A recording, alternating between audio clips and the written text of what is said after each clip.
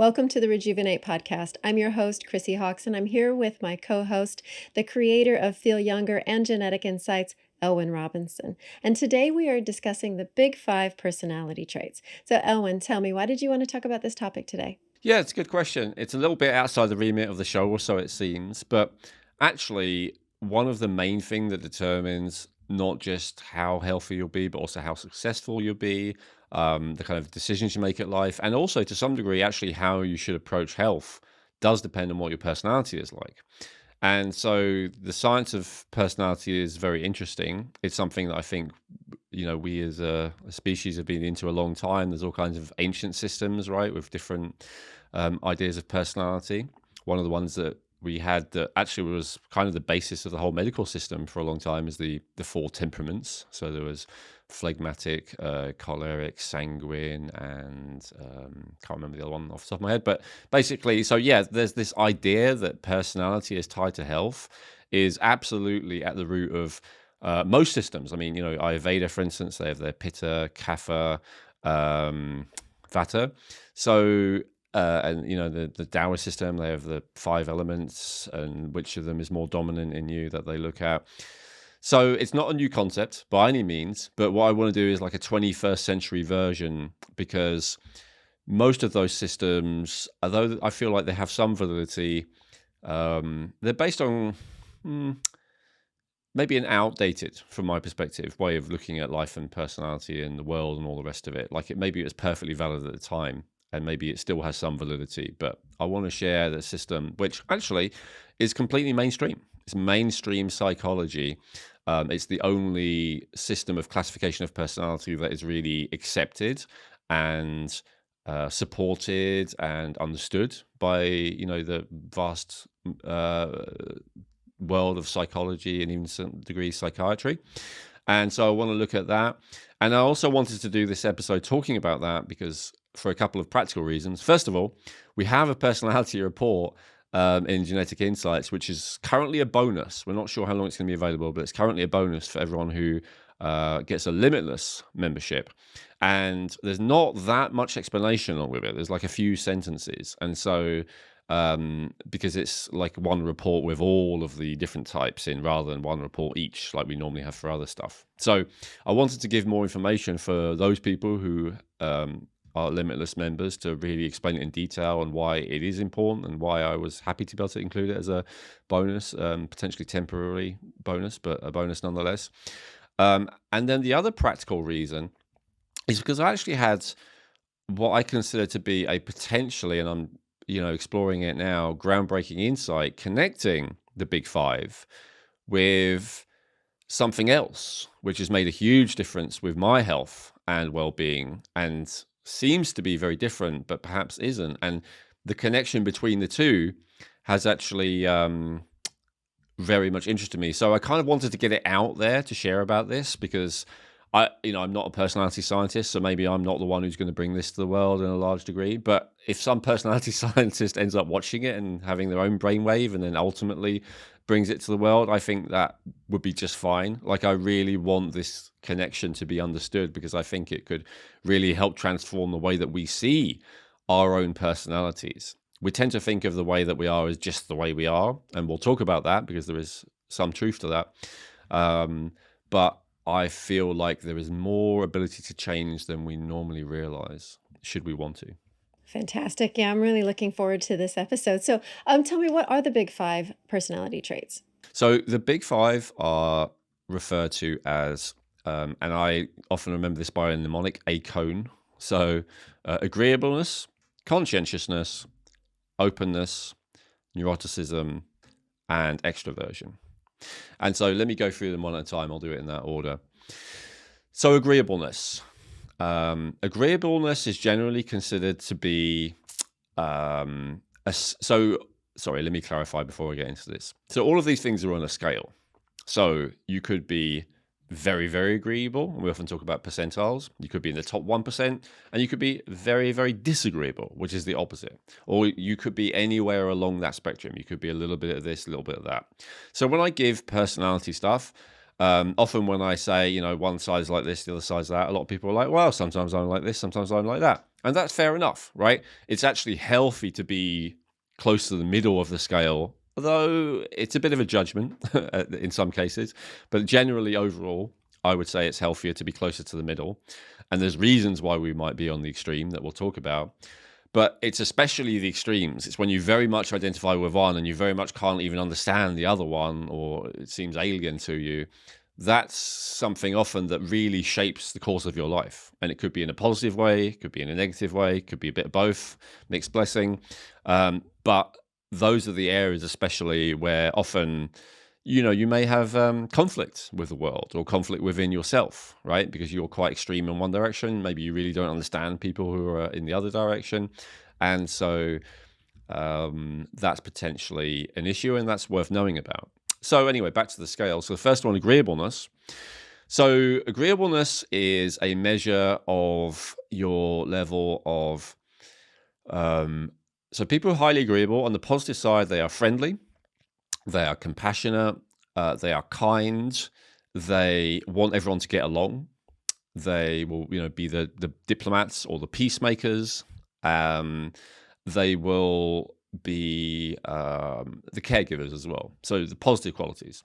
On the not so positive side of being very high in agreeableness, because of some of those positive qualities, they find it very hard to say no and have boundaries.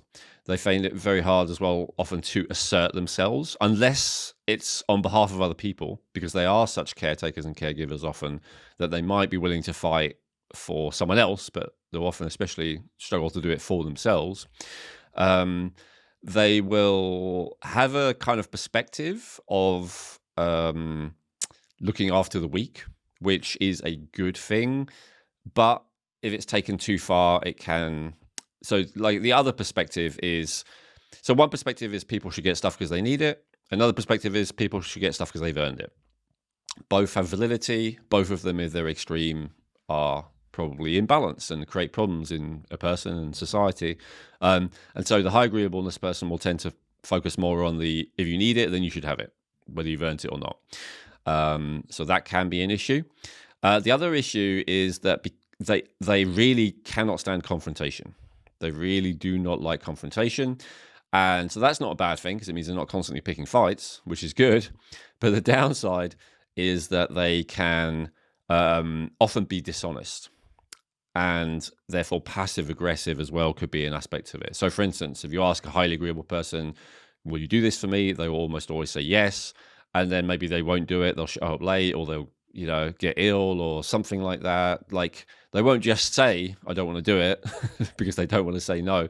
And so, yeah, that aspect of dishonesty is probably, from my perspective, the least desirable quality.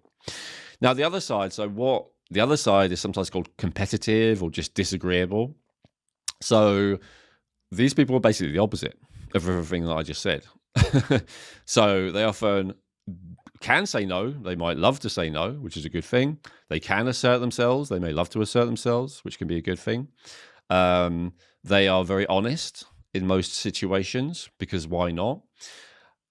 Downsides, they lack a lot of the qualities we talked about. So they are not necessarily, they don't, one of the reasons they're so happy to be honest is because they don't care how you feel about what they say. There's a saying, I think it's popular in like alternative media, of facts don't care about your feelings, or something like that. So that is a classic disagreeable phrase, to put it mildly. So they also will tend to be argumentative and create conflict. So whereas highly agreeable people will avoid it, which creates problems, highly disagreeable people will create conflict, which creates problems. So in either case, it's an example of where neither extreme tends to be very, like, it tends to, both, let's put it differently, both extremes tend to create more problems.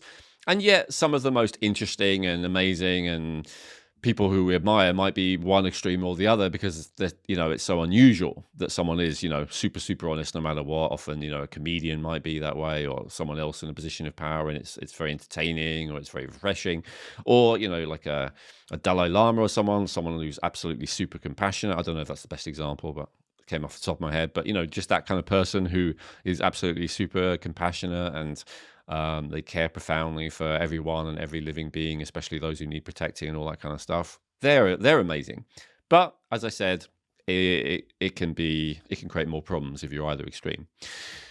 Well, quick question. Within the agreeableness aspect, I do totally get what you're saying about if somebody's one way too agreeable, even though you think that might be a good thing.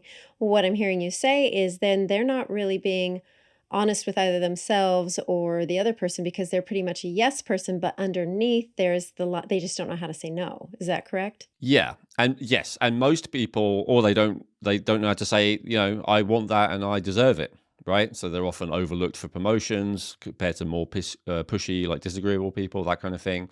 And I'd say part of the problem is, as much as we would like to be free of ego, and especially a highly agreeable person would like to be free of ego, the reality is that we do want stuff and we have preferences, right? There are things we do want and there are things we don't want. And so what I find is that a highly agreeable person tends to go into passive aggressiveness because they are annoyed that they're not getting what they want, even though they're unwilling to say so. And they are annoyed that people keep violating their boundaries, even though they refuse to state them clearly.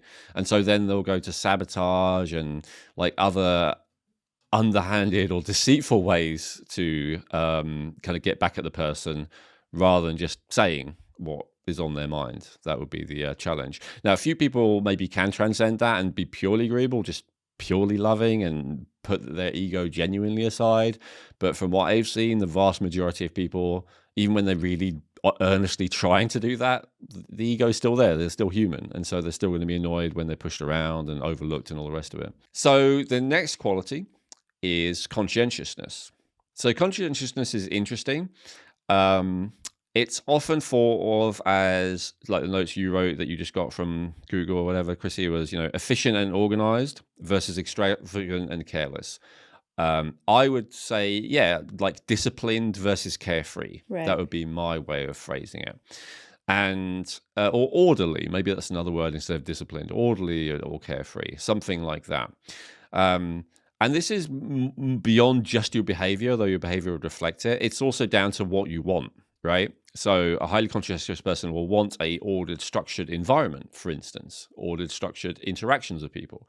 Whereas a carefree person, that's going to feel stifling and unpleasant to them. And they want a carefree, a fun, anything could happen kind of environment. They want a fun, anything could happen interaction with someone. They want spontaneity and excitement. Do you see what I mean? So it's like with all of these, it's a fundamental difference about what is important to them. So conscientious people, good side, hardworking, industrious, productive, reliable, punctual, high integrity. If they say they're going to do it, then they're going to do it. There can be a clash here with agreeableness. If someone is very high in conscientiousness and agreeable, they'll often have a lot of turmoil inside them because they'll agree to things because they want people to like them. Sorry, that's another quality of agreeableness. They very, very much want to be liked. But the conscientious part of them is like, and therefore have to do it. So these people often end up exhausted and, with chronic fatigue or whatever, because they want to please everyone. And then they actually feel like they have to do everything they said. And so, yeah. They can also, at the extremes, onto the negative stuff, I guess, they can feel like they have to be perfect at all times. They can really struggle if there isn't enough structure and order. They can often be accused of being rigid in all kinds of ways. They could appear more rigid in their body. They can be rigid in their speech patterns. They could be rigid in their opinions, right? Like quite dogmatic, quite black and white. It's good or bad. It's us or them, like not seeing the grays. They are, from the perspective of a carefree person, boring, no fun, uptight, those kind of words. So, but these kind of people are, they have a lot of benefit as well. And the opposite? Not giving a shit. Sorry, just gonna throw that one out there.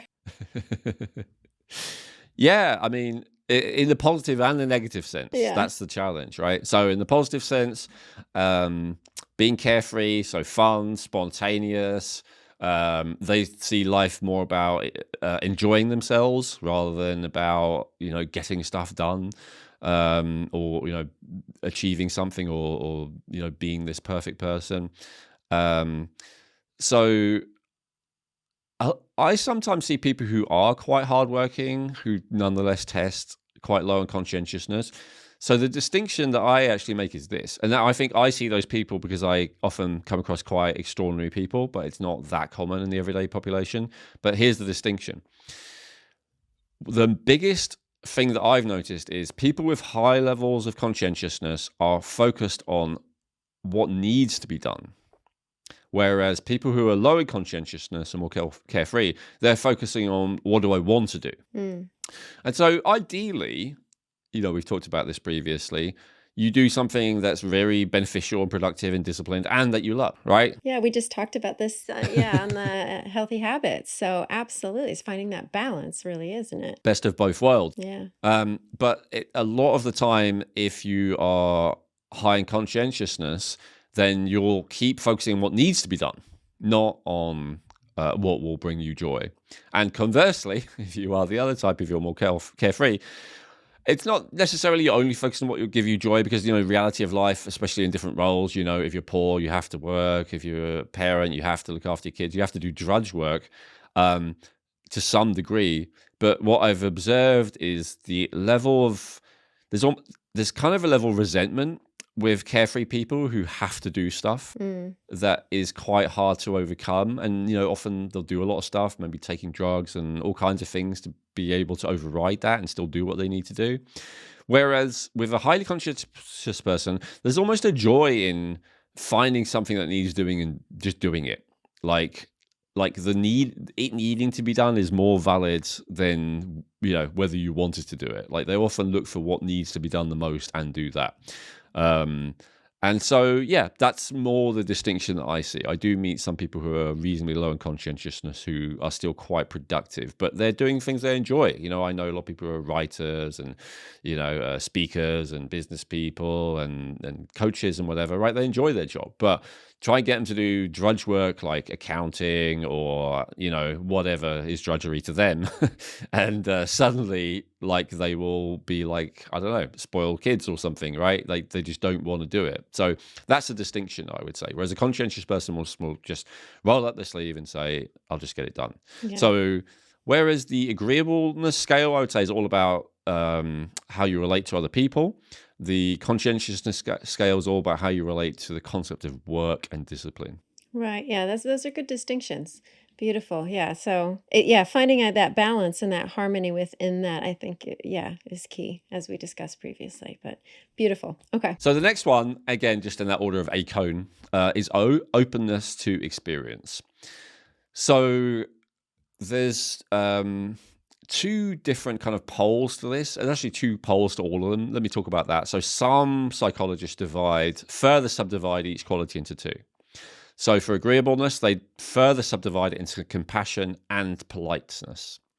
So for instance, some people like me are very low on the scale of politeness, where we don't care that much about what other people think, but I'm still reasonable on the scale of compassion. And so that will kind of soften that score. So you can be more one than the other. And there's examples of all of them. With the conscientiousness, it's industriousness and orderliness. So we talked about those two qualities. You can be a lot more one than the other, potentially. So for openness, it's intellect and aesthetics, which are potentially very different. And so openness to experience is literally what it says, like how open are you? But I think that the distinction I just made is quite crucial about intellect and aesthetics. So some people are more open in a intellectual way, right? They're open to new ideas, new theories, new way of looking at things, new concepts, all the rest of it, new ideas. Some people are more focused on aesthetics and they're more open to that. So, beautiful colors, beautiful architecture. If they go to a new country, they'll love the colors, the smells, the tastes, all the rest of it, right? So they enjoy the more sensory, I guess, versus mental would be the better distinction. That's probably how I put it. And so again, you could be high in both, or you could be more one or more the other. I've noticed, for instance, that people very high in orderliness tend to be, more focused on intellect than aesthetics, for instance. So a very open person, what are they like? So other than what I just said, they are more likely to be liberal. For instance, politically, they're more likely to have a live and let live, everyone just do what they want kind of attitude. They're much more likely to travel. They're much more likely to be willing to listen to, read, etc., ideas which are not the same as their own. So they'll be more open to people from different cultures, different perspectives, different locations, right? And not just open to, but actually seek it out, like they like it. So I would say that probably the biggest axis that I would build this around is actually novelty. It's how you feel about novelty. It's interesting, Paul Ekman's work kind of mapped the basic emotions, and he basically said, saw that there were either 5 or 6 different facial expressions which correlated to fundamental emotions. And the ones that he found were happiness, fear, disgust, anger, and sadness. Those were the universal ones. And he was not like a personality guy. He was actually a lie detector guy. There was a TV show about him called Lie to Me. And so he wanted to know how people were really feeling. And so he saw that people do these micro expressions. There's, 1/10 of a second, they would show this facial expression and it would tell you how they're really feeling. So there's a very practical application to this. Again, just like with the psychology that we're going to talk about. And anyway, he said that in most cultures, there was a 6th, but not all of them. And there are a few, like specifically indigenous tribes, that didn't have this 6th one. And this 6th one is surprise. Oh, wow. And the difference between surprise and fear is fairly minimal. And so in a few cultures, there's no difference. And so the reason I bring all that up is to say this: how you respond to novelty really comes down a lot to this openness to experience. When something is new, when something is unfamiliar, when something is different, when something seems chaotic, all the rest of it, are you curious, interested? Yeah, or scared shitless. Yeah. Sorry. Yeah. I mean, this is what we talk about, the phobia, right? Yeah. The xenophobia and homophobia and all the rest of it. It's like, am I scared by something that's different than me? Or am I open to it? That's why I said the liberal thing. That's the distinction. And so, obviously artists, creative people, intellectuals, all those kind of people, they tend to be more on the openness to experience scale.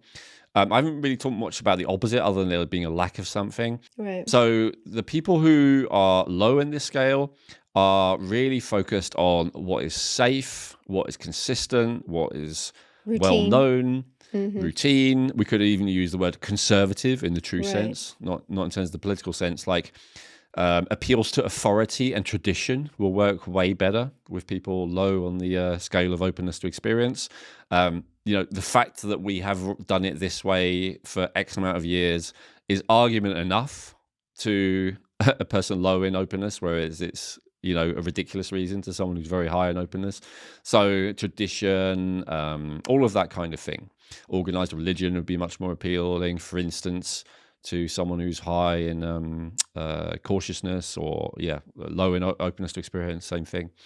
And someone who is more into, I'm into spirituality and a little bit of this, a little bit of that. Yeah.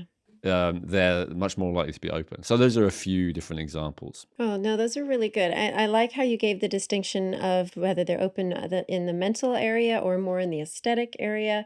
And then also to, like the different facets underneath potentially of it. So those are really great. And also, that knowing about the surprise and the fear, that was cool. Yeah, absolutely. And so novelty stimulates dopamine or adrenaline.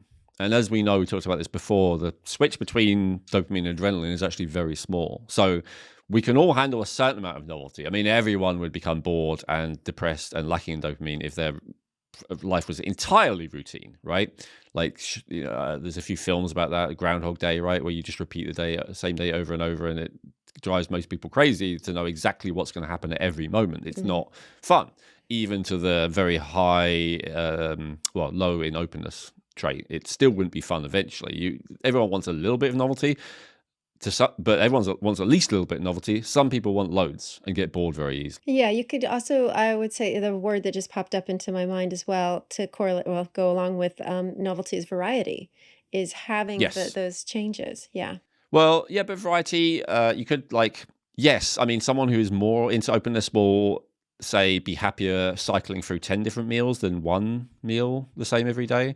But what I'm saying is the openness person, they want to try something they've never tried before. It's not just variety. It really is novelty. That's the key thing. It's newness that they really love. So yeah, let me just give some of the benefits of being low, because it's been a bit one-sided here. Again, I said this about consciousness, but it's true here. People who are low in openness to experience are reliable. They are really the thing that keeps a society going. It's very easy to, when you're open to kind of feel like all those stick in the muds, whether it's the authorities, whether it's the bureaucrats, whether it's the person who just goes to work every day for 20 years and does exactly the same job. And in fact, the whole world really has shifted to be less comfortable for low openness people and more comfortable to being openness people to a profound degree. Like 100 years ago, if you were born with very high openness in any random place in the earth, most of the time you would be very bored and unsatisfied.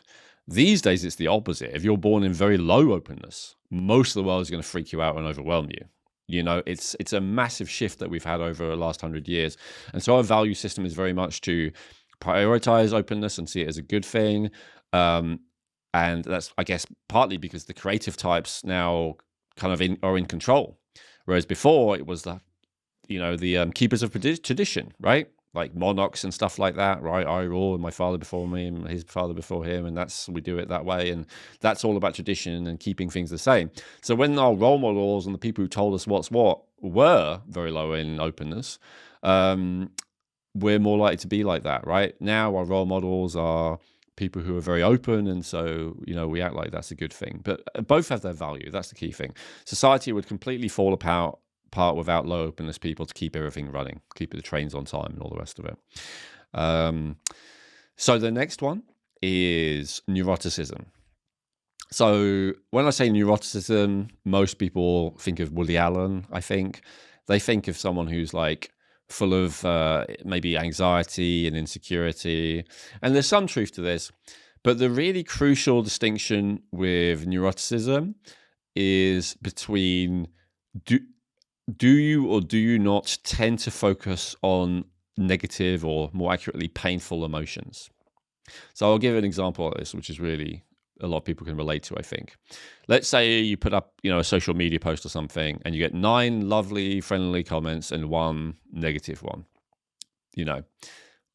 If you are low in neuroticism, you'll barely pay any attention to the 1 negative one.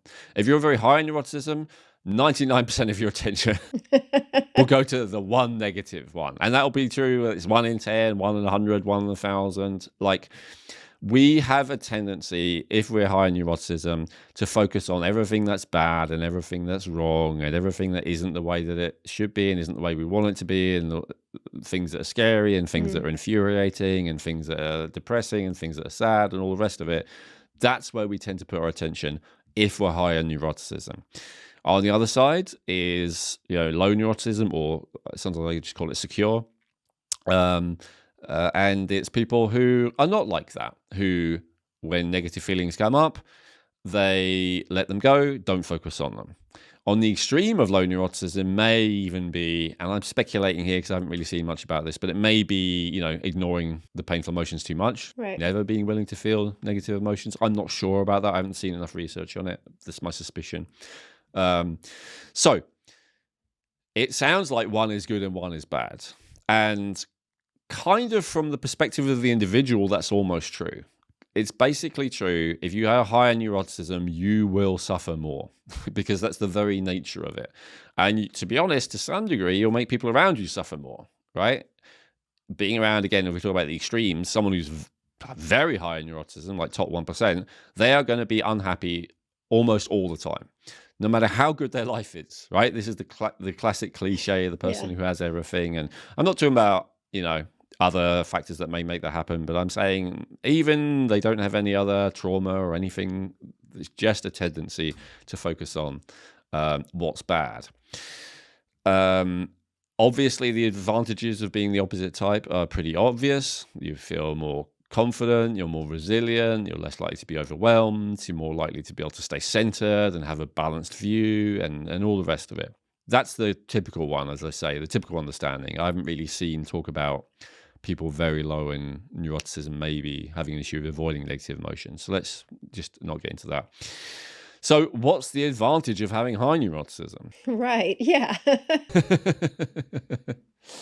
So, as I said, to the individual, it may appear not much, but here's the thing. And I've already hinted at this a little bit with my speculation about the opposite type. Certainly, from a genetic point of view, if you were creating a species and not just an individual, it would make sense to create both Survival. types Yeah. in every dimension. Yes. So the people who are neurotic are more likely to question, is this safe? Is this going to kill me? Is this right? Is this person safe? Is this food safe? Is this vehicle safe to go in? Do you see what I mean? Like, Yeah.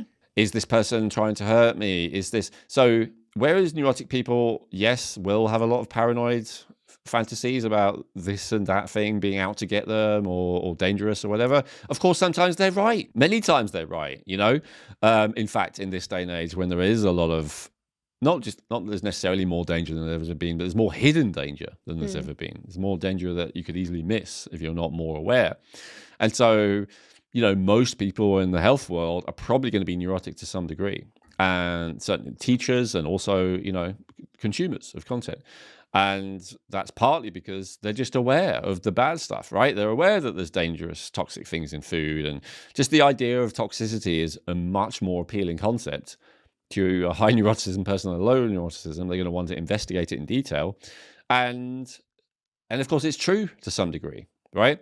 So, you know, let's give an example of like the cults where they're handing out the poison stuff, right? And now if you're in a cult anyway, you're probably going to be very high agreeableness, very open Yeah. to experience. There's other things going on.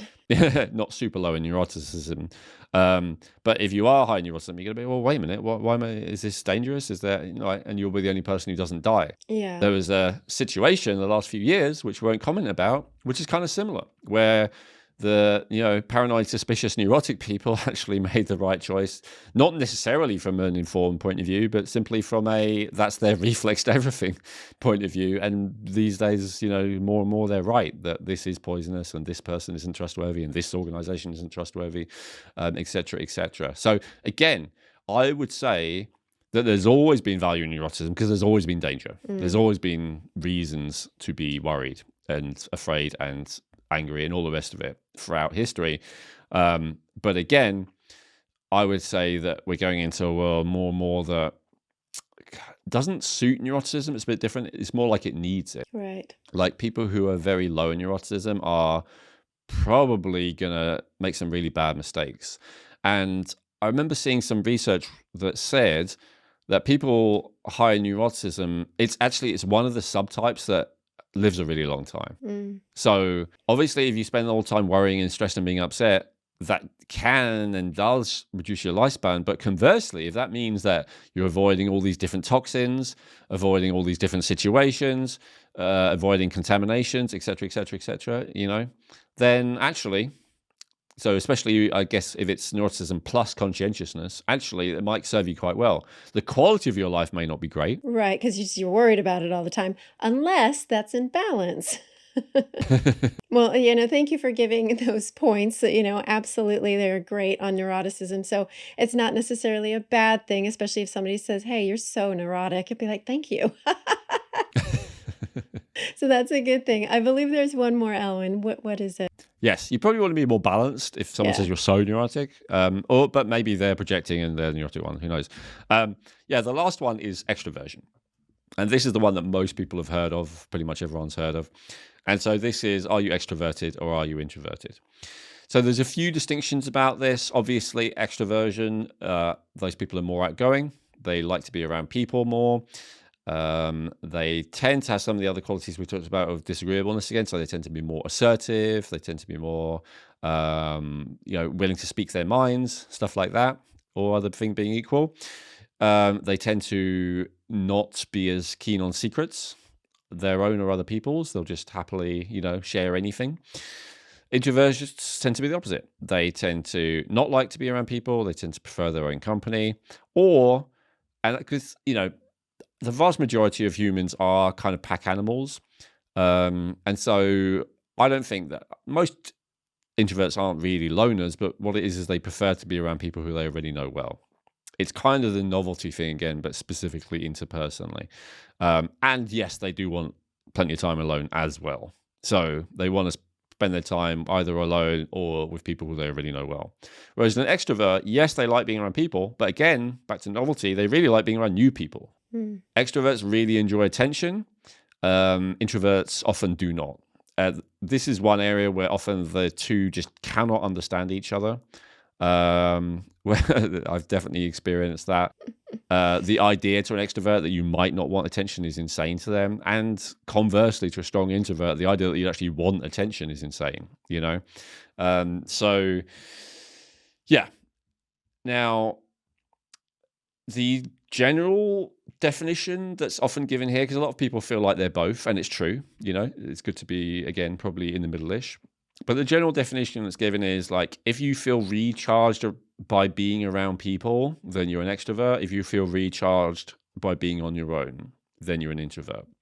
And I think this, did I say that wrong? No, you said it right. I was just Okay. thinking though that, it depends on the situation for me. It really does, and the people I'm either with or, the experiences I've gone through. So that's an interesting one. Yeah. And some people are in the middle, and that probably is the better place to be. And Mhm. here's why. So the advantage of being an extrovert is, again, more obvious in our society.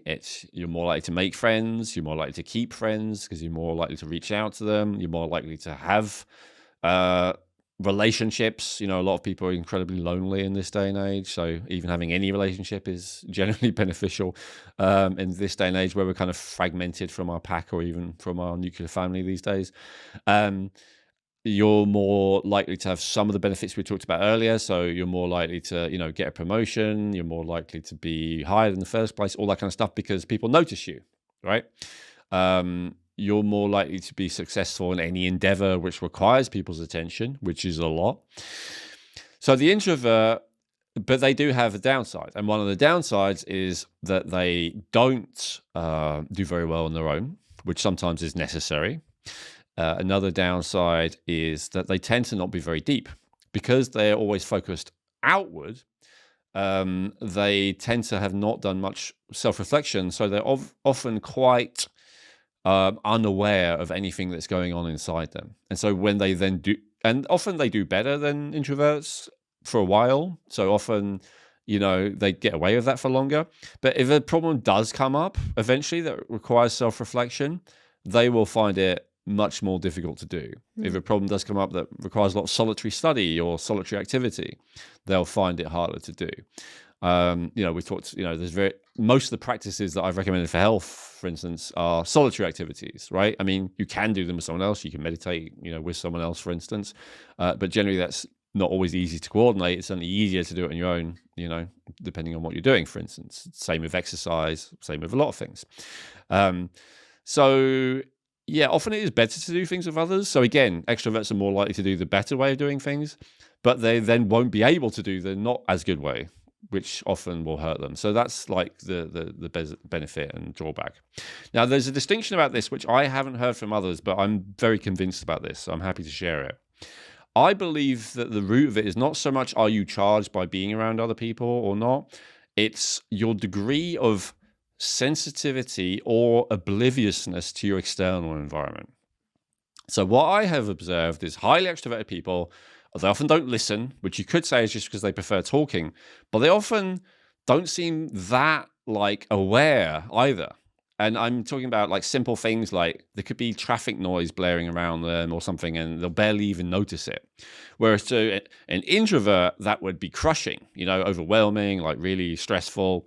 And so my theory on this is that extroverts just have a thicker skin, as it were. They have less of a sensitivity to the external world. And so therefore their orientation is constantly to reach outside themselves, to attempt to connect to the world. That's why they don't feel good when they're not going out there, and they do feel good when they are going out there. My perspective is that the introvert is the exact opposite.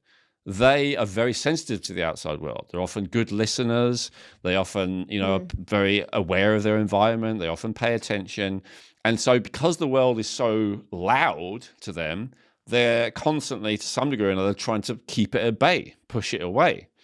And so I believe that is really the crucial distinction. And so that's where, more than any of the other types, I would say people who are maybe through their nature inclined to be one can learn to be balanced, can learn to be the other one. But I'd say the inclination is, are you a bit oblivious or are you a bit oversensitive to your environment? To use two negative terms, right? Which insult is more appropriate? Or I guess another way of saying it would be, are you more resilient to your environment or are you more sensitive to your environment? That would be the positive way of saying it. And again, if you ask that to a highly extroverted person, they don't even know because they're not very they're not very self-reflective, as we talked about, and also they probably, although they get on well with others, it's hard for them to really truly put themselves in someone else's place as easily because they don't listen. So they can't really immerse themselves in someone else's words so easily. So another way of looking at it would be that extrovert wants to kind of penetrate the world, and then an introvert wants to be penetrated. Like that's more what they perceive is going on, right? So I would say, again, one is not better than the other, and you can see why, nature, whatever, God has created both types, as with all of the types, because they both have value.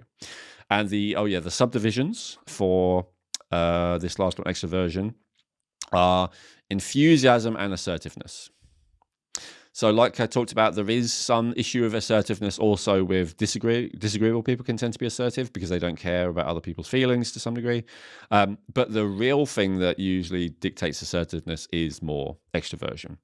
So it's less about boundaries, I guess. It's not as much about saying no, but it's more about, again, as I said, kind of pushing into the world, right? I want this, I want to do this, I want to experience this, I want to be here, I want to be with you, all that kind of stuff.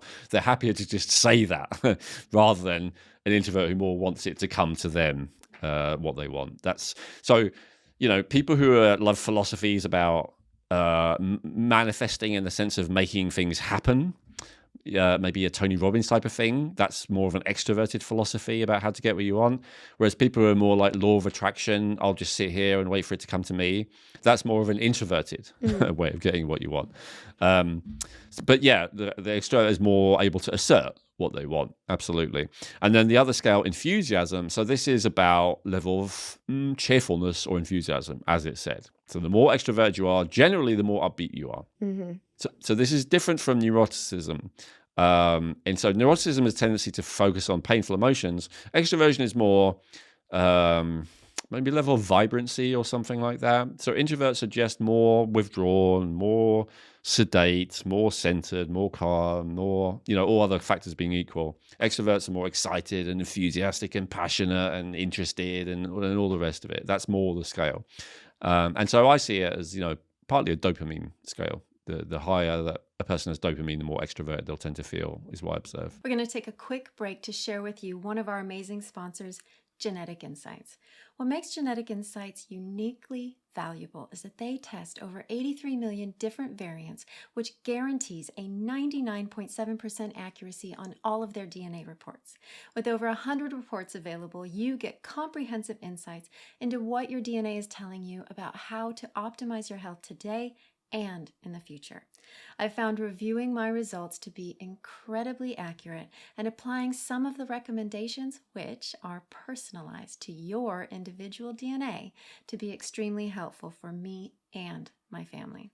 I also loved how easy it was to upload my raw DNA data that I already had from previously using Ancestry.com because Genetic Insights supports uploading raw data from all major platforms. To get your health reports, go to geneticinsights.co and get 20% off today by using coupon code REJUVENATE. Remember that supporting our sponsors supports our podcast, which allows us to keep sharing this important information with you free of cost. So, go get your Genetic Insights health reports by going to geneticinsights.co and use coupon code REJUVENATE for 20% off today. No, those are really great, and I like how you broke it down to and within the enthusiasm and the assertiveness, because that also helps give it a little bit more depth of being able Mm. to look at it instead of it's just like, oh, it's here or it's here. But I think if you look at most species of animals, which, we are one of, even if we are fundamentally different, depending on how you look at it, we're still kind of like animals. They don't ever reach out to those they don't know, or they only do it in very specific situations, usually, to do with mating and reproduction and stuff. And many, many animals, I think the majority of animals will grow up in a certain family or pack or whatever, and then they'll die with that, and they'll never have any significant interaction with others.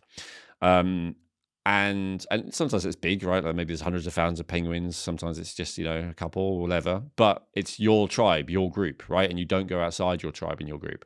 So what can get you to go outside your tribe and your group, right? That's the two factors, like the level of enthusiasm you have, again, to meet new people, to connect with new people.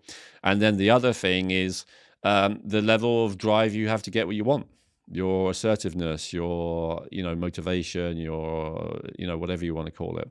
So I think that is really the crucial distinction. It's the extrovert is able to push through the kind of natural animal inbuilt, I'll just stick with who I know kind of inclination, and push through that. Well, Owen, I mean, how was this discovered? Who discovered this? So it was a bunch of different scientists.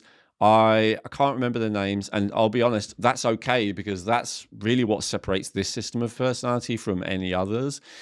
Is that pretty much every other system of personality you heard of, like your Enneagram, your Myers-Briggs, and all the rest of it, they basically come from a person has this insight, maybe God-given, some of them claim, right? Maybe it's been passed down for many generations, like we talked about Ayurveda Veda.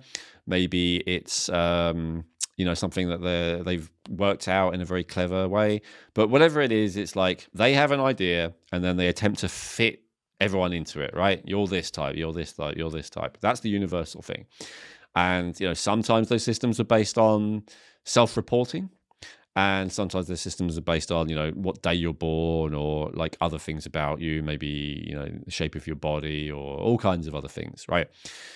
So in every case, what I feel like they have in common is that it's a theory about how people are that you then try and fit into. And that's controversial, especially with the ancient ones that we don't really know how they started, but that's my understanding of it. So the interesting thing about the Big Five is that they actually came about through statistical analysis.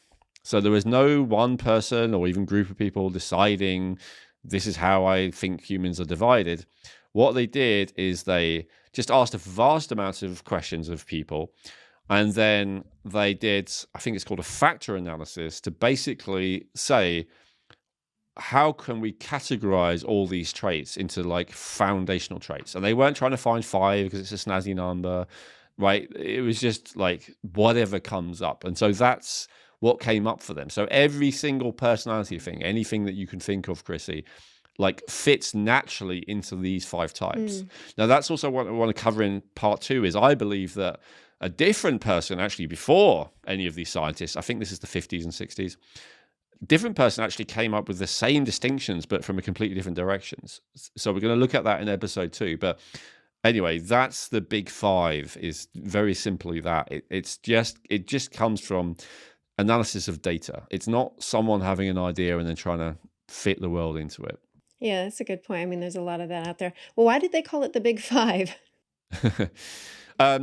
Yeah, because they are, they're the meta factor of factors, right? Because there are hundreds, thousands more ways you could divide people, right, into this or this, this or this. And so the Big Five is like, it's the factor of factors. These are the trait of traits. Like everything can ultimately be divided into these traits. When within these Big Five, then, what is it that when they were studying and they were asking all these questions, what were they looking or thinking that these traits, these 5 personality traits, were going to predict? Well, there's a lot of study on that, and so there's a lot of interesting things around that. Certainly, so personality science, this is considered pretty hard science, the stuff I'm talking about here. The other thing that's considered pretty hard science is IQ scores. And so, for instance, if you look at a person's success in life financially, one of the biggest factors, probably the biggest factor, is IQ. personality wise at least. You know, let's say ignoring external factors for now. And the other one is high levels conscientiousness. So the higher you are on the conscientious scale, the more likely you are to be, you know, financially and socially successful, right? Have a good job, have a good income, that kind of stuff. So that's an example of where it makes a big difference. But of course, there are loads of other things. And part of why this is so useful to know, even though I know the way I describe it maybe has its biases, I believe everyone has their biases. So I do encourage you to see other people, how they describe it as well, and try and get like a true idea of the essence of it, free of any bias of me or anyone else. But when you understand this stuff, it helps you to see the roles in life that you are and are not suited for. And it helps you to see the roles in life that other people are not suited for. So for instance, if you're hiring someone for a customer service role, would you want someone high or low in agreeableness? You would want them more agreeable than not agreeable. Absolutely. So even you're shouting, your company said you ordered this, you guys are useless. And the person's, That does not look good on you, by the way. thank you. Let me just, oh, I'm sorry, sir. Let me see if I can, you know, like that takes an agreeable personality. Yeah. That takes a desire to please in order to be able to do that. Now that, you know, some people don't hold that role in very high esteem. So what about people who are very famous actors, for instance? They tend to be very high in agreeableness. Famous musicians, they tend to be very high in agreeableness because their whole orientation is around being liked and being pleasing. So they end up, you know, some of them end up with millions of people loving them. There are a few highly disagreeable people who end up in those kind of positions, like your Eminem or whatever, but they are noteworthy because they're so unusual, right? Like when Eminem came out, almost everyone else in the music world was very like agreeable and like me, you know, here's my lovely dance and lovely song, and he's like, screw you. Now, again, because the world's a bit topsy-turvy these days, I think there's quite a few kind of screw you artists because it is a way of getting attention. But overall, still throughout, you know, most of history and even, you know, most of our lifetimes, the vast majority of people in those kind of roles are going to be the highly agreeable people because they're the likable people. They're the people who you want to be around or you want to watch, you want to listen to, whatever. So that's an example. And where would you want, let me ask you a different question, like give you a couple more examples. Well, all right, go back to the customer service job. Would you want someone in a customer service role who's extroverted or introverted? More extroverted. Absolutely, right? Would you want someone in a customer service role who is more conscientious or not conscientious? Conscientious. Yeah, it's not as important as the other two, but it's still important because they got to Yeah. show up for work in time. They got to, you know, answer the phone regularly. They got to not get bored, all the rest of it. Would you want them to be high in neuroticism or low? I think I'd want them to be in a balance there. Like they're not going to be overly obsessing about something small, but then not so carefree that they're just going to leave the door unlocked as they exit the building. Yeah, okay. You're imagining the people working for you. Right. Most customer service agents, I think, you know, outsourced to some degree. But yeah, I see what you're saying. Well, I would say it would be good if they're fairly low in neuroticism at least because they're taking abuse all day. Mm, Or they could be, right? And so if you have a tendency to focus on that and take it seriously personally. and not be able to let it go, take it personally, thank you, yeah, and not let it go, then that's a real issue, you know? Right. And would you want them to be open to experience or not? Oh, definitely. Yeah, okay. Because it's talking to new people all the Yeah. time, you know, maybe the new situations. Maybe not too open though, because they could get bored Yeah. just answering the phone all day Yeah. with doing the same role. So, yeah. So that's a silly example off the top of my head. Feel free to ask me about other roles or whatever, and I can tell you. Oh no, that's really good. Well, then this is also leading into my next question, which I think I know the answer, but maybe not. It's like, do these personality traits predict behavior? Yes, very strongly. So we talked about political persuasion, you know, for example. So people who are high in openness and people who are high in neuroticism will definitely tend to vote more left or have done traditionally. I know the political parties keep changing, but let's say the last few decades, something like that. People high in conscientiousness will tend to vote more right, more conservative. They want the order and the structure and the boundaries and the borders and all the rest of it. People high in agreeableness will tend to vote more left because they want to look after the weak and the sick and all the rest of it. People who are low in agreements will tend to vote more right. So that's an example. That will shape the whole destiny of a country, right? Like what the population are voting for instance. So yes, but you can predict someone's behavior very, very well by understanding this. So one of the so predicting is helpful, and also understanding is helpful, and also having compassion for, right? So it doesn't excuse bad behavior, but it does help you understand it. So for instance, if you have a friend who you really like because they're really fun, but they're always late, and that really upsets you, you can go, you know what? If they weren't the kind of person who's often late, they wouldn't be as fun. That's part of the parcel. Do you see what I'm saying? Yeah. And like I often get frustrated with highly extroverted people, how oblivious they are. But again, if they weren't so oblivious, then they wouldn't be so, fun and resilient and helpful in, socializing and meeting new people and all the rest of it, right? Like it's very easy. And of course, those are two judgments of other people, but what about yourself, right? It's very easy to judge yourself for being, too disagreeable and, I hurt this person's feelings. Okay, that is bad. No getting around it, but it does mean that you're more honest. It does mean that you're more, likely to have boundaries. So do you see what I mean? I think there's a lot of value in obviously trying to be a little bit more balanced, and we'll talk about that. But there's also a lot of value in just accepting yourself as you are to start with. And this is a very much a present moment thing, right? You could say, tomorrow, next year, next minute, I could be a little bit different, but right now I am as I am. And as I am right now is highly agreeable or highly neurotic or whatever it might be.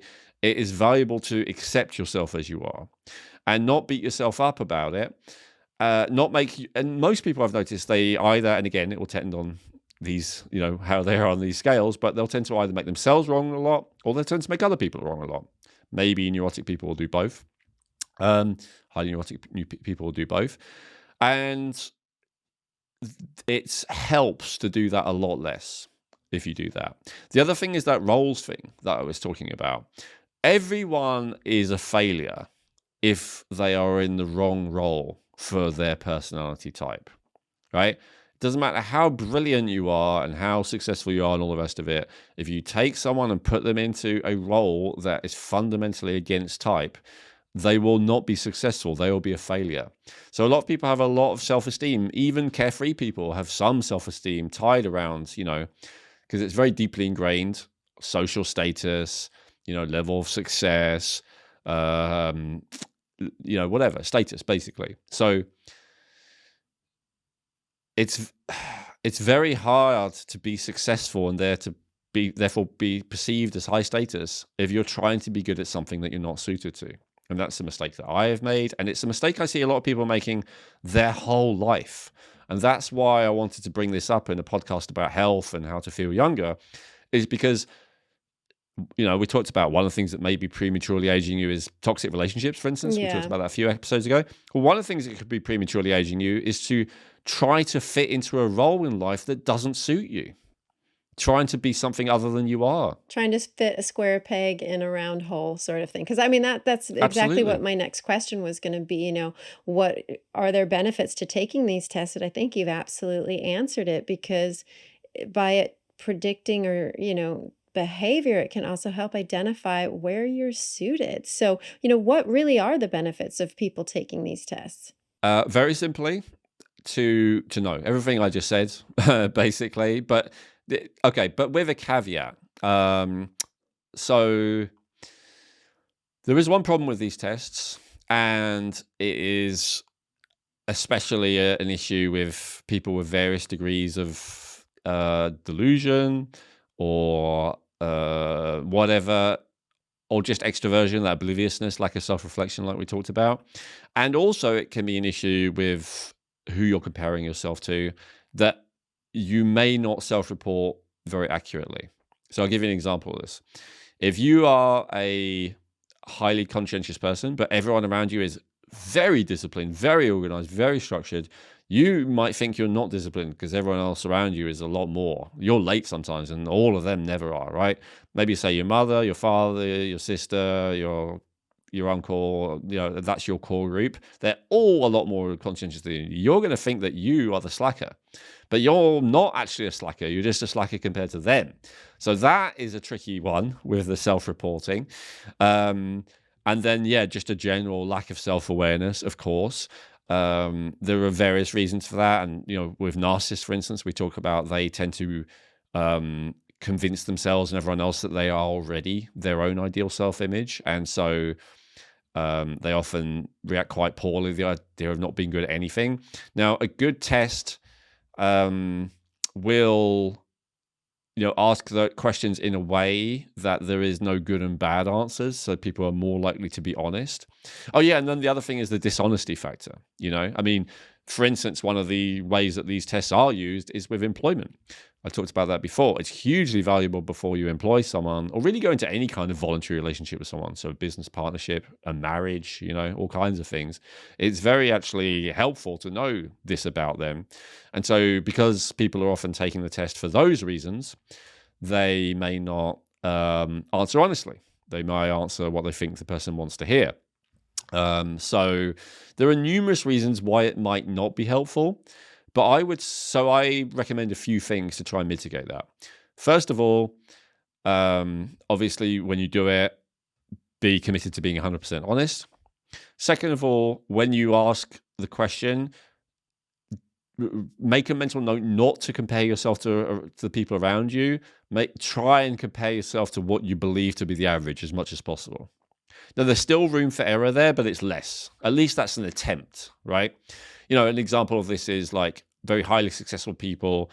There's I remember Russell Simmons talked about this. Like he was 100 millionaire, but he never felt rich because he always hung out with billionaires. So there is that equivalent with that. With a lot of people that whenever you're in a particular, if you hang around with a bunch of artists, free thinking artists, for instance, and you're an artist, you may be the conservative one, and yet you're not really conservative. So yeah, make sure you compare yourself to what you believe the average to be, at least, not your peer group. So that's another one. So be honest, don't compare yourself to a peer group. And then the other thing is actually run your answers past other people who know you well. Okay. Ideally, people who don't have an agenda themselves, because they may be dishonest, they may be delusional, all the rest of it, right? Like a therapist, for instance, if they're good, I mean, that's what they're supposed to be, is this neutral person, right? As much as possible, rather than enmeshed and involved with you. So they should be someone, for instance, who should be able to give a more objective opinion, although they probably still have their own biases to some degree. Or anyone like that, anyone who has this, it could be priest or something if you're more religious, but like someone in your life who, has a more neutral perspective on you, who will also be honest with you, who's not trying to please you and all the rest of it, is ideal. But you know what? Even anyone is better than no one, I would say. So getting especially a few people's opinion, even if they are highly biased, is still helpful to get you questioning your answers. Especially if they all say the same thing. If you say, if you're ticking, say, I'm easygoing, and everyone's like, what? You're the most uptight person I've ever met. Then you might go, okay, maybe I'm not quite as far on the easygoing as I thought I was, because often they're a scale rather than just a binary. So yeah, with those caveats, I think the tests are very helpful. Yeah, no, that's great. So what I'm hearing is that, yes, they are very, very helpful. They can be predictive of relationships with another person also, and your career. And there are some times where they most likely are accurate, but some areas so there's some times where they may not be. Yeah. And this is why it's very important not to turn your results into a religion, being all dogmatic about it, but it's an indicator. Right? It may not be 100% accurate. It's more like, because people have very skewed and biased perspectives of themselves, often based on their upbringing. So it's like having a bit more of a balanced view of things. Like I said, if everyone around you is more agreeable and you're the disagreeable one in your family, and yet actually you're still more agreeable than average, like it's helpful to realize that about yourself, and ditto of all of the examples. So I think it's still helpful, even if it's not 100% accurate, so long as you're not rigid about it, like, oh, I'm definitely this. Right. No, that makes absolute sense. Yeah, go for that more average than just in that closer knit space. Yeah. Okay. And then, going into genetic insights and genes and how the genes affect, or do they affect, or, is the personality genetic? Yeah, it's a good question. So yes, a significant portion of personality is genetic. So in our reports, we talk about usually between 40 to 50% is genetic. The only one of the five that is less than that is openness. So for whatever reason, openness seems to only be about 20% genetic, but otherwise about half of it is. And this is a really important thing to realize because generally what's considered to shape our personality is a combination of nature and nurture to some degree, but we haven't really been able to put a figure on that nature until recently. And that's what we're able to do at Genetic Insights, and I'm sure other places we can actually say, it's about this much that is nature. But then if you have your upbringing as well, often you're surrounded by people who your DNA is very similar, right? So, if you're agreeable based on your DNA, then very likely at least one of your parents is, maybe both, brothers, sisters, uncles, aunts, etc. Right? Like a lot of your family will be that way. And so that's where it's very easy to get that skewed perception, like I said, where that's just normal to you. And then anyone who's not that way, this is where it's very easy as well, like to treat them as if they're aliens or treat them as if they're demons. And both are dangerous, right? One of the worst things I would say for society and really individually as well was when people seek to demonize each other rather than understand them. Even, we've talked about narcissists and psychopaths, but even in that case, which seems like demonizing, it's still seeking to understand that person and treat them in the appropriate way rather than just say you're evil and I condemn you. It's like, okay, they are the way they are because of this, and that's just what it is. So it's very helpful to do that with this personality stuff, and that's only possible by really evaluating it. So yes, our genetic reports will be able to tell you what your genetic predisposition is, and so if you have a genetic disposition to one or the other, could you be the opposite? Yes. But you're unlikely to be extreme opposite. Do you see what I mean? Yeah, I do. If you seem to be a bit the opposite of your genetic reports, then it will be because the 50% or so of nurture has been different from the 50% of nature, because it's not always the same, right? Sometimes for whatever reason you are raised mainly by people who are the opposite as you. And so that can be difficult in various different ways, but it also means that they indoctrinate it on you, indoctrinate, but also mirror neurons. Condition as well, conditioned by the environment. Yeah. Yeah. Okay. So there could be a possibility of when you do get that report, it might say something different than what the test says. Yes. My experience is it's right about 4 out of 5 times based on what the person thinks of themselves. So way more than, you'd expect it to be 2.5 times out of 5 that it would be accurate, right? My experience is 4.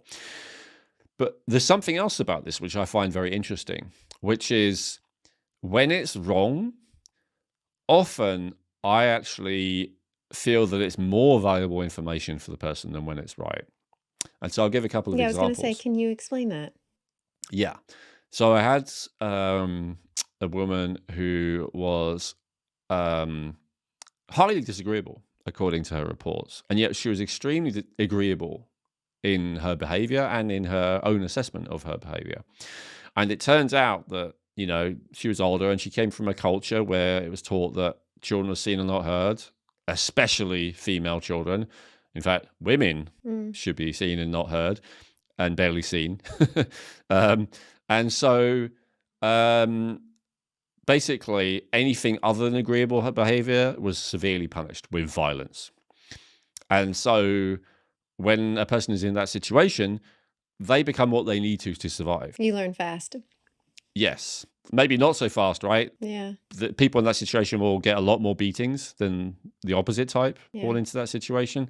But eventually, they'll probably learn, or they'll break one or the other, or run away or something, right? But something will give. Either they will give in, or they will leave, or fall apart, give up, I guess. But often they'll give in. And what I observed about this person was that they were agreeable, but they were really unhappy about it. So, the thing I said earlier about passive aggressiveness? So when you are trying to be agreeable, but you don't really want to be deep down in your genes, you are annoyed a lot and you're not showing it because you Right. don't want to upset anyone. You want everyone to like you want everyone to be pleased. You want everyone to be happy. You hate confrontation. All of that's still true, but you're also really annoyed because it's not really you. Everything I just said is an imprint on you, part of you. And so there's that huge inner conflict. I actually observed the exact opposite. So as much as it's a stereotype that women should be agreeable, it's actually also a stereotype that men should be disagreeable among certain classes anyway, in certain cultures is what I've observed. So a man who's very easygoing, whatever you want, caring, nurturing, all that kind of stuff, they can be told, you're not a real man. You need to stand up for yourself. You need to dominate. You need to win. Competitiveness is a big thing for disagreeable people. Disagreeable people love to win and, more importantly, hate to lose. Whereas an agreeable person, everyone likes winning, but it's more important to them that you have a good time. It's more important to them that everyone's happy. They might throw a game and make themselves lose if they can tell otherwise it's going to lead to a confrontation. Because winning, although it's important to everyone, it's not that important to them. It's certainly not as important as avoiding confrontation in many cases for a highly agreeable person. So just with that one, I have observed both types. It's been helpful for a man to realize, what? It's okay for me to be, kind and easygoing and compassionate. I don't have to dominate, right? Which is what the parents taught them, and vice versa. It's fine for a woman to say, I can speak my mind, I can say no, and all the rest of it. Now, there is a correlation with gender. So women are slightly more likely to be agreeable and men are slightly more likely to be disagreeable. It's something like 60-40. So meaning that, or it might even be 45-55. I don't remember exactly. It's not much. Meaning that, in a room, let's say out of the 50 most agreeable people, maybe 30 of them would be women, 20 of them would be men, something like that.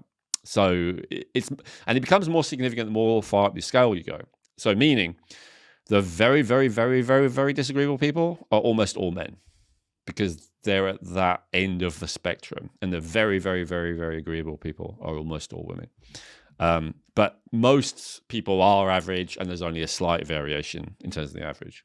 I was going to ask, because this is one of the questions. I know you mentioned earlier as we were discussing dopamine, because I was going to ask, how can and how do genetics determine your personality? Is it through the neurochemistry that you are, born with? That's a great question. And honestly, I don't know the answer. I certainly can't say it with authority.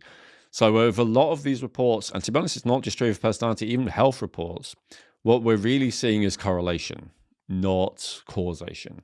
So we can't say this and this and this and this SNP make you agreeable, but we can say we see someone with this and this and this SNP, they are more likely to be agreeable. That's what we're able to see. So we don't truly know for certain the correlation. You're asking my personal opinion. Yes, I would say that the innate tendencies for high and low levels of various neurotransmitters and hormones would be a key factor. And I think that's one of the reasons why, for instance, there is that difference between men and women is hormonal, right? Testosterone makes you more disagreeable. Absolutely. Men have 10 times as much testosterone.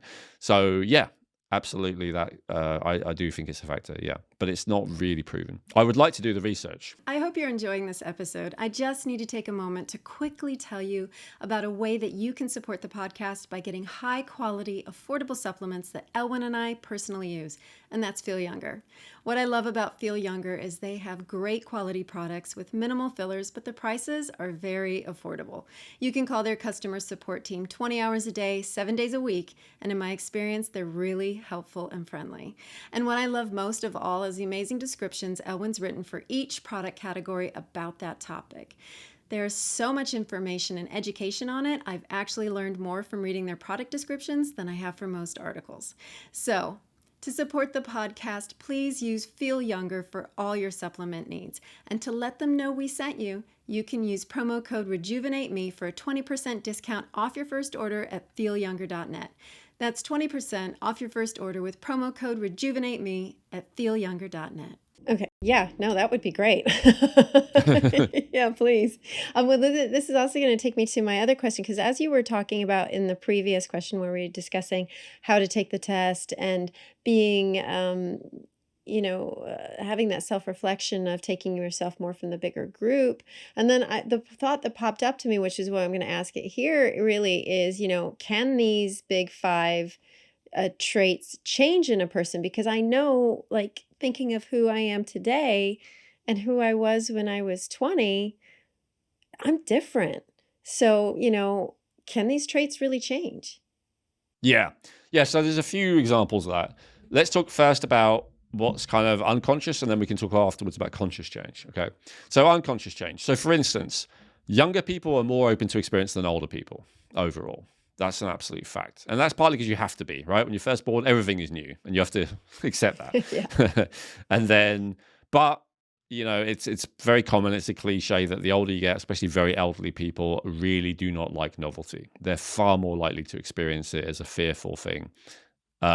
You could blame their vulnerability, but of course, a baby is just as vulnerable as someone very elderly. So I don't think vulnerability is the crucial factor. Again, I'm not 100% sure what is, but I would speculate again that it's neurochemical and intentional by nature. It's purposefully making us curious. Like one of the signs of a healthy baby is that they're curious and willing to roam away from the mother and explore. That's called secure attachment in psychology speak. But with elderly people, especially in the past, things are a bit different now with the technological advances we have. But for most of history, I imagine that if you were very elderly, you were very, very vulnerable in a bad way. And so, and you would not have a parent looking after you. It's a bit different. So you would have to be more cautious. So I think to some degree that's hardwired. Neuroticism famously is very high in teenage years, right? And ideally gets better over time. Talk about teenage angst and stuff like that. So yeah, that's something that a fully secure, emotionally secure 15-year-old almost doesn't exist, So that is something that will change over time. Extroversion, introversion, I don't think is as much of a time thing. I mean, based on what I just said about elderly people, they're more likely to be reclusive. So you could say that's introversion, but I don't think it really is. I think it's much more the safety, fear of novelty issue than it is really not liking to be around people. And in fact, of course, it is one of the cliches that a lot of elderly people are really desperate for, contact and communication and attention and interaction. So yeah, I don't know of a movement in extroversion. Conscientiousness, again, is something that may increase with time and may not. No 2-year-old is conscientious, right? Pretty much. Like they're all carefree. So Yeah. it's really is it a trait that you develop or not? Do you stay like a 2-year-old? That's really the crucial distinction. And then agreeableness, that is something that, when you first born, you're very agreeable. When you go through what they call the terrible twos, you're very disagreeable. That is where you learn to say no and assert yourself and all the rest of it. And so we'll talk more about this in the next episode, but where you may be stuck along the developmental path may contribute to that. If you're stuck more in a 6-month-old state, then you are likely to be very agreeable. If you're stuck more in a 2-year-old state, you're likely to be very disagreeable. But can those things change with time? I do think that it's slightly more likely that you become agreeable with age, but there's certainly no guarantee. Some people just become more cantankerous and more difficult and more disagreeable as they get older. That does happen all the time. But overall, I would say people mellow. And that may be due to the testosterone factor again, that testosterone just goes down over time. Maybe other things as well. Right. Yeah. Okay. That makes sense. So then when somebody is going to be taking the test, they should really be measuring themselves from today and not who they were back then. Well, yeah, don't, if you're 40, don't ask the questions if you're a teenager. Yeah. Yeah, definitely from today, because these tests are often administered to adults. There isn't and often working age adults, there isn't a massive variation in 18 to 65, to be honest. A lot Yeah. of what I've said is, at the extreme ends of the age scale. So that's the general consensus in personality, is that you don't test regularly, that once you tested, you're done. That's what you're like. And I've tested this by not listening to that advice and retesting. And even sometimes answering questions differently, because often it's like a multiple choice. And I'm like, well, it could be one or the other. So then I pick the other one instead. And I've actually been amazed with all kinds of different tests that are based on this system, how you end up getting pretty much exactly the same result, even if you pick the other option. So like, so going to personal change, like actually conscious change, is it possible to change these things consciously? I would say yes, but only with tremendous effort and time, or tremendous crisis, turmoil, like a big shift, So it's going to be one of those things. Either you are really, really going to set your mind on it for some reason, or something's really going to shift you for some reason.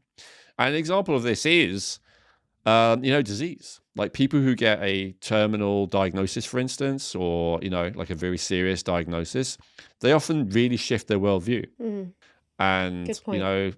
Sometimes they become more open to experience, for instance, right? Maybe they've lived a very samey life and suddenly they want to go off and explore and stuff, because of the possibility of death, and they decide that they want to do more stuff.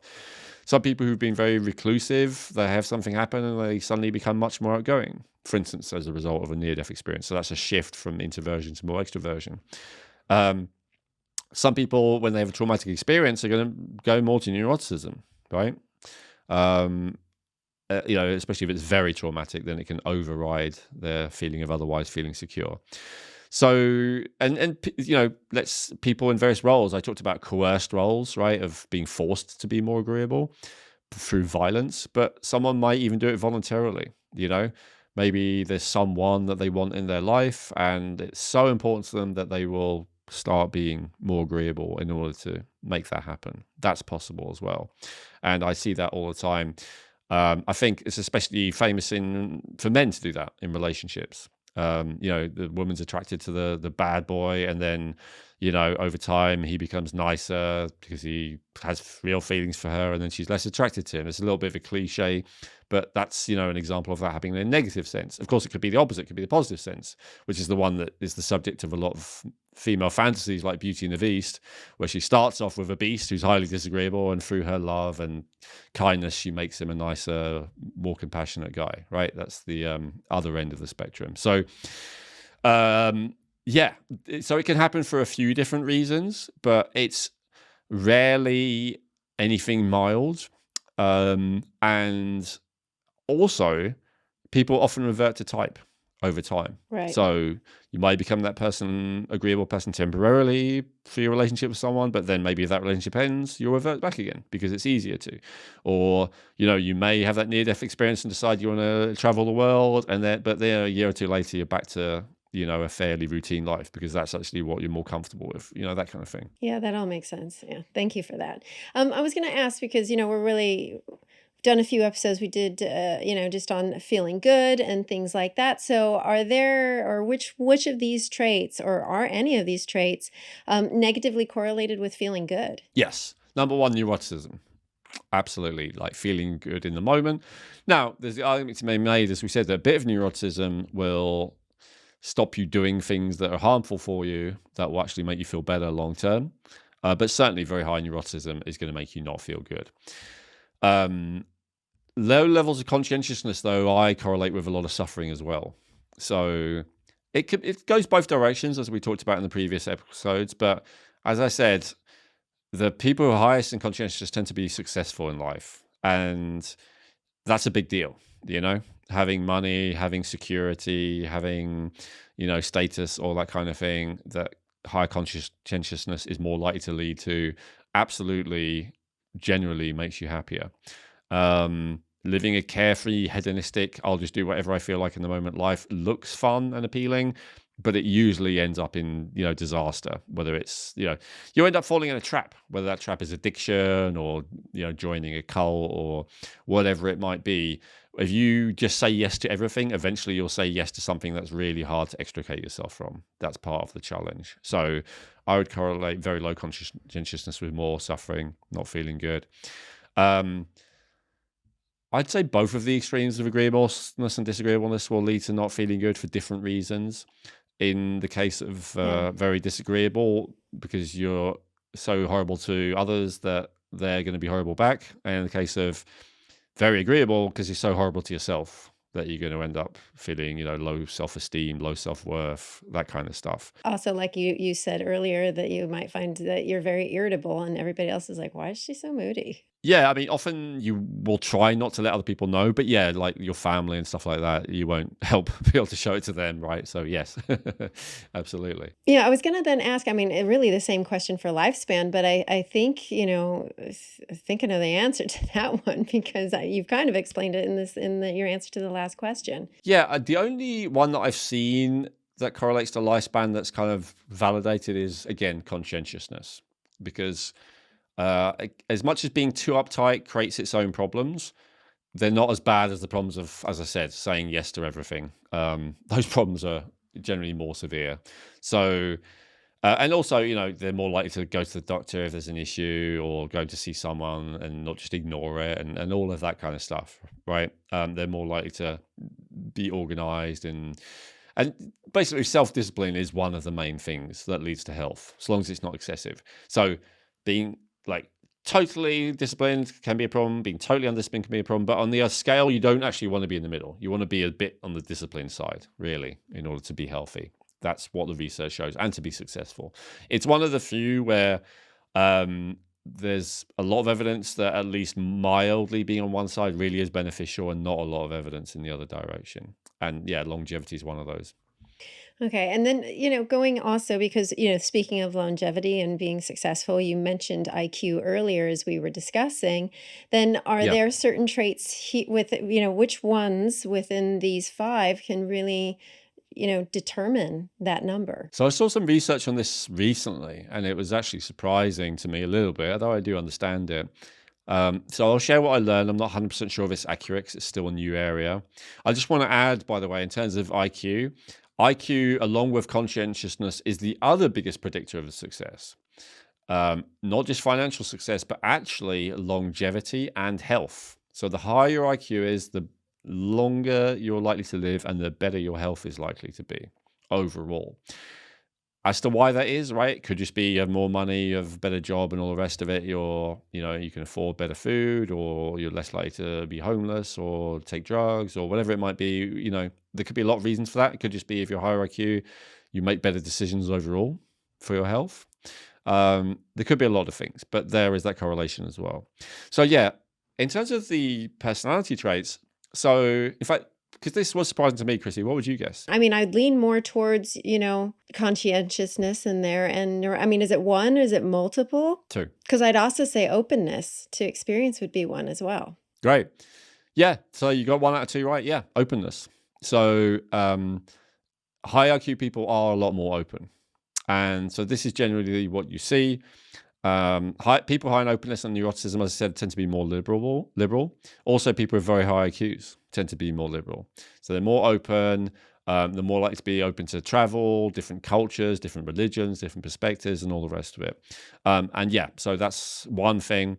The other one is more surprising. It's neuroticism. Right. So high neuroticism correlates with higher IQ. It kind of, it's the cliche, right? Like the nerd or whatever who's also neurotic. And it turns out there is actually some truth to it. I think, the higher intelligence is, the more that you are able to think. The more you're able to think, often the more that you do think. And the more that you think, often the more that you start thinking of problems, because that's kind of our nature. Now, obviously, the less neurotic you are, the less likely that is to be the case. And if you're totally not neurotic, you will not be tending to think of problems. But still, that tendency to overthink and to think about bad things, there is that correlation. And so I see that with IQ. And so again, as I just said, IQ is a predictor for a long life and success and all the rest of it. Neuroticism isn't a predictor for success, but it is a predictor for long life, like we talked about. One of the types, at least, that is known to live for a long time. So, yeah, I think it's interesting. Very interesting. Well, and I know we're coming up to the end here, and we recently did the episode on narcissism. So, and I know we delved very, very deep into that episode and into those, narcissistic traits and things. So, how do those narcissistic traits correlate or work here within these big five? Yeah, so I, again, saw some research about this relatively recently. And they talked about the different narcissistic types. So if you remember, there was a few different types. So the grandiose narcissist, or what I call like the classic narcissist, they tend to be very high in extroversion, first and foremost. This makes sense, especially with the definition that I said, that kind of like they want to reach out to the world all the time. And they want the world to pay attention to them. So in a way, I would say this was not a surprise to me. And I'd say like the overlap between narcissism and very extreme extroversion it's almost complete. That kind of is what it is, at least with that type of narcissist. The one who doesn't have a bunch of games around it. They're just like, look at me, like very directly. So if you're very look at me, then that's a narcissistic trait. Now, of course, that doesn't necessarily mean you have the other traits, especially the negative traits. Just because you look at me, right? Doesn't mean you're lacking in compassion necessarily. Doesn't mean that you are low in personal responsibility necessarily, and all the stuff we talked about. However, if you combine that with a trait of very high disagreeableness, then you're getting closer to a grandiose narcissist, because it's like, look at me, pay attention to me, do what I say, and then I don't care how you feel about it. That's the disagreeable side of it. And so, yeah, that combination correlates with grandiose narcissist. There's also the vulnerable narcissist, or the covert narcissist, as I call it, other people call it. So they are also high in disagreeableness, because, again, they don't really care about your feelings, right? You're just a tool to them. But they're not high in extroversion.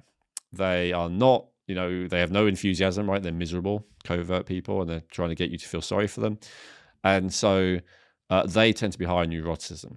That's why it's woe is me, my life is terrible, feel sorry for me. So the combination of not caring about how you feel, plus caring very much about your own suffering, it brings in that kind of person.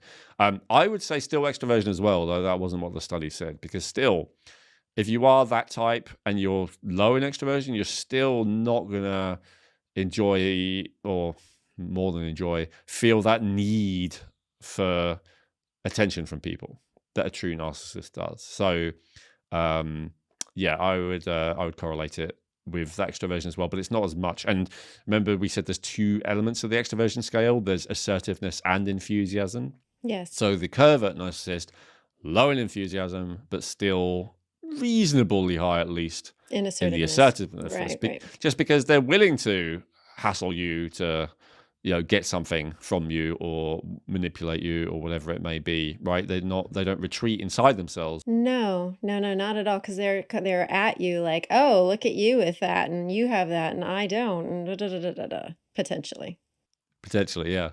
yeah. And then, we didn't really talk much about that, but borderline as well, was interesting. Borderline is kind of it's one of the other category B personality disorders that is very difficult to be around. Oh, no, we did talk about that a little bit. I made the distinction that, they make other people suffer just as much as narcissists, but the difference is they're suffering even more inside, whereas narcissists at least believe that they are perfectly great as they are.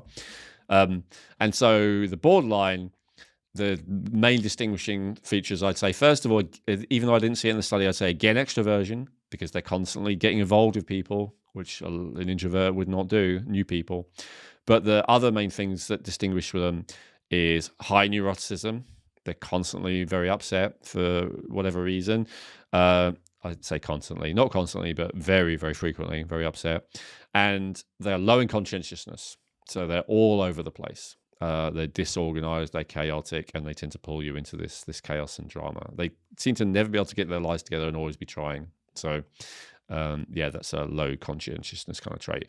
Because, of course, we said low conscientiousness is carefree and spontaneous and fun, and we said all that. But if you then add in neuroticism, that takes away all the benefit. All the fun. Yeah, now they're not fun; they're just unreliable. So it's. I have to say, yeah, high neuroticism plus low conscientiousness is not a great combination, unfortunately. I agree. Oh, and this has been really great. So also, I just wanted to check in so we can have this little discussion with everybody that's joined us today is what we are in our genetic reports. Oh yeah, let's ask the audience or listeners that first before we talk about it. So from what you know of us, what would you say Chrissy is and what would you say I am? So think about it for a second and then I'll get started. Pause it if necessary. Okay, so first one. Chrissy, agreeable or disagreeable? What would you think, audience? Okay, drum roll. You score high in agreeableness. Ding, ding, ding. And your genetics, you score high in agreeableness. And I don't think I remember your self-report results, but I'm sure they would be the same, right? You Yeah. identify with that very strongly. Yeah, I do.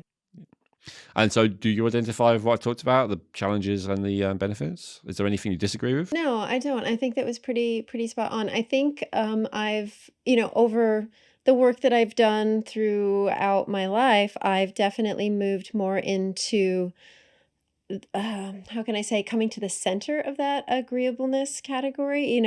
I'm definitely not over in disagreeable land, but whereas I used to be more the people pleaser, the yes, yes, yes, and then like, oh God, why did I say that? I've moved more into the other direction for sure. Excellent. And yeah, as I said, to be exceptional, as in an exception, it's being very imbalanced is good for that. But to be a balanced person, it's really, we're trying to look to balance most of these traits, except for maybe a little bit more conscientious than not, as I said. So for me, it's highly disagreeable. Not crazy high. I'm very low on the politeness scale because it's always more important to me to be honest than how the person feels about it. But I am better with a compassion scale. So I do care about how other people feel. That's why, obviously, I dedicate my life to helping people. And I do care on an interpersonal level, not just in an abstract way, if people around me are suffering. But I'll be honest, I didn't used to. That's something that has changed in me. I'm not saying I was a psychopath. I definitely used to feel guilt. But I was not overly concerned with helping people as a young man. And so that is something that shifted in me, having more compassion. I could probably build more politeness inside myself as well, and it might well benefit me to do so, but I don't have the same inclination as I do to become more compassionate. So firmly on the disagreeable side. Okay, next. Conscientiousness. So again, for Chrissy, me, what do you think? So Chrissy, do you remember what we got for you with genetics for this one? Well, I think so. Yeah. Yes. Conscientious. Yes, absolutely. More on the side of my orderliness, and yes, I'm highly conscientious. So no, I'm not. Oh my God. not in your genetics. And so that was a distinction that we talked about. So that was the Yeah. only one of yours that was different. As I said, 4 out of 5 is pretty much average of what you see. And so I'd say there's 2 things going on here. First of all, that your upbringing. I know the upbringing you had highly conscientious parents, and they would have ingrained that in you. And as we said, with pretty much every trait, 50% plus is Yeah. upbringing. You may find though that like sometimes like an extreme conscientious person might be like, I'm trying to think of a character. Like, Sheldon on Big Bang Theory. Yeah. Have you ever seen that? Yeah. Like, doesn't even want to have sex, doesn't want to, go to parties, doesn't want to do any of that. Well, you're not that, right? You're like someone who like to let go as well. I do. Yeah, I do. I enjoy that. Yeah, I have my very diligent side when it's supposed to be then, but then I also like to let go. And have fun. And so what I would say is this is an example, I think, of where it's good to know that we have this genetics, because I'm not, I don't know, but it may be hard for you to be conscientious as much as you are, and you may wish that you were having more fun. Mm. And so that's good to know and to honor that part of yourself. We use the example earlier of agreeableness, but it's true for all of them. And yeah, it's true for conscientiousness as well. It's actually very hard to constantly be focusing on what needs doing and being productive and all the rest of it if that is not like in your DNA. It's possible to do it, to come into balance. But yeah. So, where I met you was you were like one of the most conscientious people among a group of people who were all goofing off, and so that's kind of like the balance. Yeah. You do goof off, but you do it in a conscientious way. There you So, go. so yeah. And again, I know this might sound like to the skeptics, and I'm open to that I'm just trying to make it like I'm, the genetic insights is right. And I'm not trying to do that. Sometimes I just get it with people and it's just wrong. And Chrissy may well be an example of that. But sometimes I do see it and it's obvious that the person underneath really wants to be what the genetics say, and they're really programmed to be the opposite. With Chrissy, I think that's quite mild, and I think her conscientiousness is genuine. And for me, yeah, high conscientiousness as well. Let me just check my scores. I think that wasn't super high. That wasn't like my highest ever score. Oh no, it's pretty high. Yeah, like 85th percentile when I did my self-test. And yeah, genetically conscientious as well. So not easy for me to relax and have fun. I would say you're better at that than me, Chrissy, for instance. I think so. Yeah. So, well, there you go. So not as conscientious as me, at least. Okay, next one. Openness. So your genetics for this. Do you remember this? I don't remember, but And what would you think? well, gosh, that's interesting because, like, with the last one, where my genetic is, but where I was raised, I'll just go with where I was raised, so I'd be more. Well, how do you feel you are as a person more I think than I'm more open. either of those I things? think I'm more Okay. open. And that is what your genetics said. Yeah. And again, I met you also in a avant-garde of a particular thing, right? It Yeah. was you'd have to be very, very open to be in that kind of situation. And yeah, you are high in openness. It's aesthetic and intellectual. Every episode you come in here and you're fascinated by new ideas. You're always Yeah. looking up stuff yourself, and you're also interested in new sensory experiences of all kinds, right? Sights, sounds, smells. You're an aesthetic person. So yeah, I would say both, and that is your genetics. For me, I'm actually, according to the self-test, I'm right in the middle, and according to genetics, I'm open. I would say the thing that makes me, according to the self-test, not more open is my complete lack of interest in aesthetics, which is kind of how it judges that. Right. I think this particular test was slightly off in that sense because I believe it's not just aesthetics. I think it's sensory in general.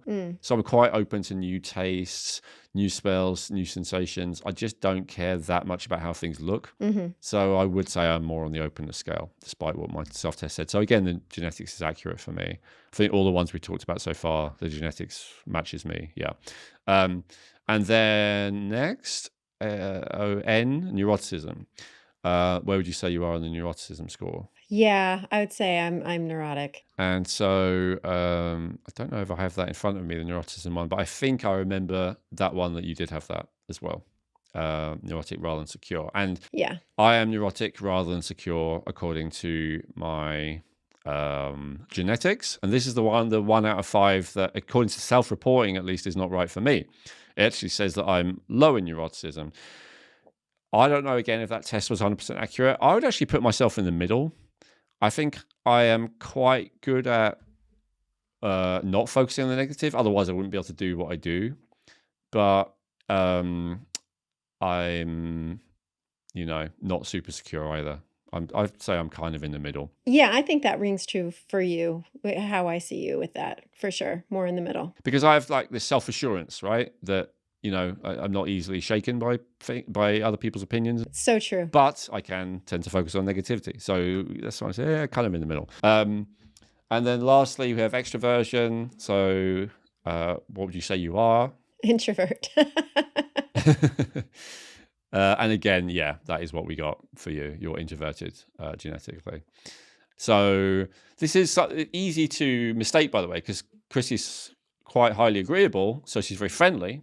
So you might think that she's extroverted, but she actually doesn't have that desire to push herself out there and get everyone to say, hey, look at me, pay attention to me, right? That's not really part of your... it's something you are capable of, but it's not a natural inclination. That's exactly it. Yeah, they're definitely very capable. If we're going out, we need to meet new people, I can very much go up and say, hey, how are you? And introduce and like get a conversation started. But no, I'm definitely not like, as you were just saying, like really, like that's not my natural desire or tendency. Yeah. And I'd say you're quite sensitive to your environment as well, right? Yeah. Like rather than quite oblivious. Yeah, very true. For me, my genetics say introvert. And my self-testing says the same, but right in the middle, actually. I'm right in the middle according to the self-test. And I think that's because of the 2 scales. Again, I'm very different, just like with the disagreeableness. So my assertiveness is very high and my enthusiasm is quite low. So I have 1 element of extroversion and 1 element of introversion. So that's why I'm kind of in the middle. But maybe the assertiveness is learned over time, and is so therefore it's probably true to say that genetically, innately, I am introverted, and certainly, um, I would say I am sensitive to my environment. I'm not oblivious. So ultimately, I would agree that I'm an introvert, even though it doesn't come up that way in the self-reporting. Even though it came up, I think it came up slightly extrovert, like 55 or something. But I would say, and so again, it's interesting, but genetics actually helped me see that some of these test results are wrong. Really, I'm not an extrovert, despite my answers to that question. I am fundamentally introverted, which is my genes. So yeah. Well, Ellen, this has been very, very eye-opening and insightful. And also too, just looking deeper at your genetic, and then also too, what that also says about and how that correlates to your personality. So, thanks for bringing this up and bringing us to our attention. I know we're going to do a part two that's going to delve even deeper into another thing that I'm really looking forward to discovering. But before we close right now, are there any final thoughts that you'd like to share with those that have joined us today? Yeah, two. First of all, a little bit of a product plug, which we rarely do within the podcast. I know we have our ads. If you would like to find these things out for yourself, then the personality report is, for technical reasons, it's only available as a bonus if you get the Limitless collection, which in fact most people do. So, and it's available for a limited time. Again, for technical reasons, I'm not sure how long it'll be available. If it's no longer available, we'll make sure to update the video description here to let people know. But, if it's still showing as available in the video description, then it is. So check that out. And I'd love to hear what you think of this. And I also want to talk about the next episode. So in the next episode, I'm going to be talking about actually an older system than this that was developed, again, by observation rather than having an idea. But in this case, it was observation of the physical body and the person's also personality and behavior, but more of a focus on the body rather than statistics and surveys and stuff like that. So it's coming from a similar observatory perspective, but from a very different one-on-one body-based observation that came up with these really same 5 categories in a different way. Why this matters isn't just, it's an interesting, idea that I've noticed to me. It's because with that other system, it really does 2 things. First of all, it explains the upbringings, the nurture factors that create each of those.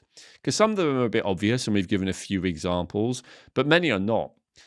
Sometimes even when you have very conscientious parents, you'll do the opposite, right? And you'll rebel, and you'll be very carefree on purpose and that kind of stuff. So the kind of stuff that can really predict and help you understand why you have the kind of personality you do. And because of that next level of understanding, beyond what we talked about today, it gives a more powerful and completely different from what I discussed in this episode tool for actually changing yourself. So if you really would like to be more extroverted, or you would like to be more agreeable and compassionate, or you would like to be more conscientious and hardworking, or whatever it is for you, there may well be a way of shifting that. And so that's what I want to talk about in the next episode. Fantastic, Owen. I'm really looking forward to that one, by the way. So everybody stay tuned for that. And also, please, as we were revealing what our big 5 are, we'd love to see what you thought our big 5 were. So please do put those in the comments. We would love to see that. And please remember to hit the like and subscribe button and the bell icon so you don't miss an episode. And we'll see you next time. Hey, I hope you enjoyed that video. You may have noticed I recommended a few different videos in that episode. And one of the ones I recommend is just here, if you want to click there. Or another one I recommend is just below, if you want to click on that one and watch that next.